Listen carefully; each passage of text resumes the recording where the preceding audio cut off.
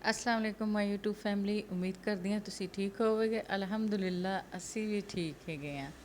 ਤੇ ਅੱਜ ਮੈਂ ਤੁਹਾਡੇ ਨਾਲ ਸ਼ੇਅਰ ਕਰ ਰਹੀ ਹਾਂ ਆਪਣੀ ਡੇਲੀ ਰੂਟੀਨ। ਸਵੇਰੇ ਨਾਸ਼ਤੇ ਤੋਂ ਬਾਅਦ ਭਾਂਡੇ ਧੋਤੇ, ਭਾਂਡੇ ਧੋਣ ਤੋਂ ਬਾਅਦ ਸਫਾਈਆਂ ਵਾਲੇ ਪਾਸੇ ਆ ਗਏ। ਤੇ ਮੇਰੀ ਮਸ਼ੀਨ ਖ਼ਰਾਬ ਹੋਈ ਸੀ, ਮੈਂ ਫਿਰ ਹੱਥ ਨਾਲ ਕੱਪੜੇ ਧੋਤੇ ਸੀਗੇ, ਉਹਨਾਂ ਨੂੰ ਵੀ ਸਮੇਟਣਾ ਸੀ। ਫਿਰ ਮੈਂ ਮਸ਼ੀਨ ਮੇਰੀ ਸਹੀ ਹੋ ਕੇ ਆ ਗਈ ਸੀ। ਤੇ ਫਿਰ ਮੈਂ ਕਿਹਾ ਚਲੋ ਸਾਰੇ ਬੈੱਡ ਸ਼ੀਟਾਂ ਉਤਾਰ ਲਈਏ ਤੇ ਫਿਰ ਮਸ਼ੀਨ ਸੁਬਾਹ ਲਾਣੀ ਹੈ ਤੇ ज़रा क्लीन अच्छी तरह डीप क्लीनिंग कर लेंगे। तो मैं बैड की नई फिटिड लैके आई सी वाटरप्रूफ। तो मैं क्या चलो उन्होंने विछाने आ। तो यह देखो मैंने न्यू वाटरप्रूफ फिटिड लैके आई सी। तो यह देखो सेम मेरे बैड का कलर है। तो मैनू जरा मैचिंग की बड़ी आदत है कि मेरी हर चीज़ मैच होनी चाहिए है। तो बिल्कुल मैचिंग फिटिड मंगवाई अपने भाई नू कह के। तो उन्हें मैनू लिया के दी। तो वेखो हुण मैं इहनूं विछा रही हाँ। तो गद्दा मेरा मैडिकेटिड है तो बड़ा ही भारा है। बड़ी मुश्किल ना मैं फिटिड वगैरह विछाई। मैं बेटे नूं कहा मेरे नाल हैल्प करा दे, कहंदे नहीं तुसीं वीडियो बनानी है तो असीं वीडियो च नहीं आना, कल्ले करो जो मर्जी करो। तो मैं बड़ी मुश्किल ना फिर चादर विछाई। तो फिटिड पहले विछाई, फिर उस तो बाद मैं चादर विछाई। बड़ा ही मुश्किल काम सीगा मेरा, साह ना साह नहीं सिर लंदे। तो बड़ी मुश्किल ना मैं फिर विछाई है। तो मैं क्या चलो मैं अपने व्यूअर्स नाल शेयर करा मेरी डेली रूटीन, क्योंकि मैनू घर नीट क्लीन बड़ा अच्छा लगता है। तो यह देखो मेरा रूम कितना नीट क्लीन हो गया। तो एक मैनू लाइट कलर बड़े पसंद है कि एक डार्क के उत्ते लाइट की एक अपनी लुक आती है। तो यह मेरा रूम है, देखो मैं कितनी नीट क्लीन हर चीज़ अपनी रखनी आ।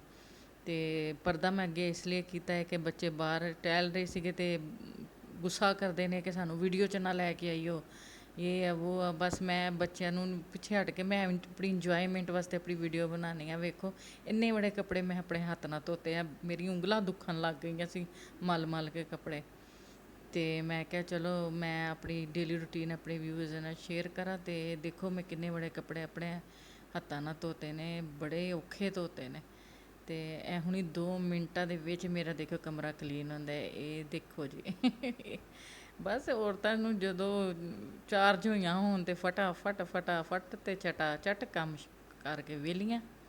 तो वेखो मेरा कमरा बच्चे ए मेरे बड़े बेटे का कमरा है नीट क्लीन। तो देखो किन्नी कंध ते सलाब है। देखो अपना मेरा घर होंदा ते ए सलाब भी मैं छुपा देनी सी, पर किराए दे मकान च पैसा लाण नूं किहदा दिल करदा है।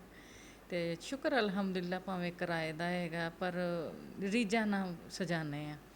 तो पर कंधां नूं असीं हुण कुछ कर नहीं सकदे, इन्ना पैसा असीं खराब नहीं कर सकदे। बस तुसीं मेरे भैन भरा मेरे लिए दुआ करियो कि अल्लाह मैनूं अपना घर देवे।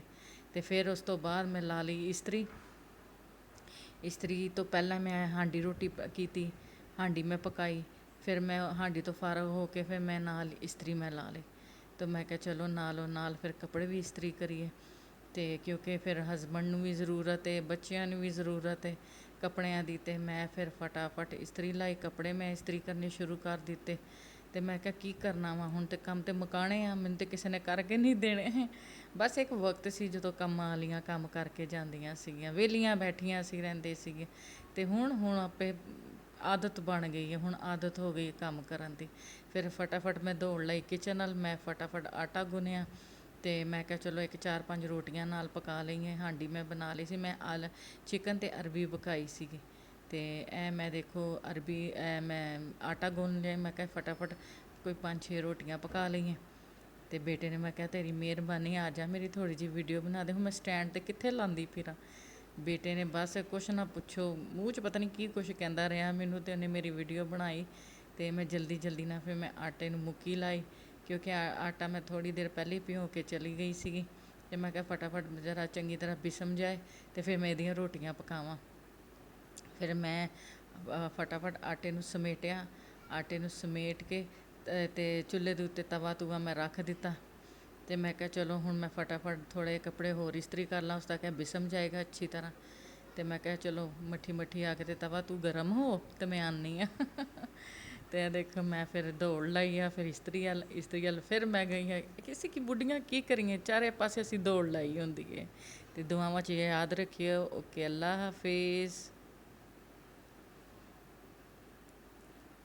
ਠਹਿਰੋ ਠਹਿਰੋ, ਰੁਕ ਜਾਓ ਪਲੀਜ਼, ਮੈਨੂੰ ਸਬਸਕ੍ਰਾਈਬ ਵੀ ਕਰੋ, ਲਾਈਕ ਵੀ ਕਰੋ ਤੇ ਸ਼ੇਅਰ ਵੀ ਕਰੋ। Bye bye, Tata.